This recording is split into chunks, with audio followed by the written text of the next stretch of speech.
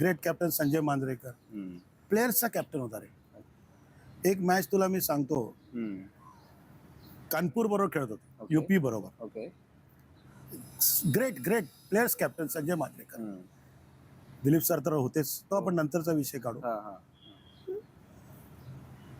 आपली टीम होती रवी शास्त्री, लालचंद राजपूत, संजय मांजरेकर, सचिन तेंडुलकर, दिलीप वेंगसरकर, विनोद कांबळी, चंद्रकांत पंडित, राजू कुलकर्णी, सलील अंकोला. दिलीप सर नव्हते बहुतेक, कारण कारण दिलीप सर रिटायर झाले. आणि मी 10 आणि 11वा पारस मांबरे. ओके. पारसची ती डेब्यू मॅच होती. Okay. बघ कसा कॅप्टन असायला पाहिजे, तो संजय मांजरेकर. 4 दिवस पाऊस कानपूरला, पूर्ण 4 दिवस. ओके.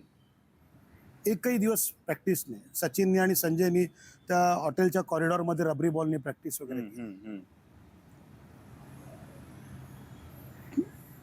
5व्या दिवशी सकाळी सुरू झाली, म्हणजे डिसाइड होतं की टॉसवर मॅच जाणार. टॉस आपण जिंकलो. संजयनी सांगितलं बॅटिंग करूया. हा, बॅटिंग केली. आणि सडनली त्याच्या मनात काय आलं की आपण टीला डिक्लेअर करतोय. Very good. जसं कांगालीग मध्ये होते बघ ना, म्हणजे टीला डिक्लेअर करतोय. आम्ही सगळे शॉक झालो, सगळे. मला दिलीप सर पण होते वाटते. हो, असं वाटतं आपण डिक्लेअर करतोय. तर आम्ही सगळे शॉक झालो. अरे आता कशाला डिक्लेअर, नाही तरी टॉसवरच जाणार आहे. नाही डिक्लेअर करतोय. त्यांनी जे पुढचं वाक्य जे सांगितलं ना, हे आत्ताच्या लोकांसाठी फार महत्त्वाचं. म्हणाला की पारस मांबरे मेहनत करून मुंबईच्या टीममध्ये आलाय.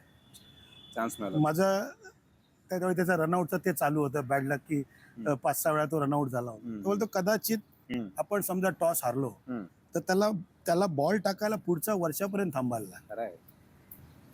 एवढा कोण विचार करतो रे captain. Visionary.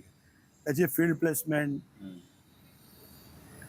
Approachable, easily approachable, की संजयकडे जाताना भीती नाही वाटत.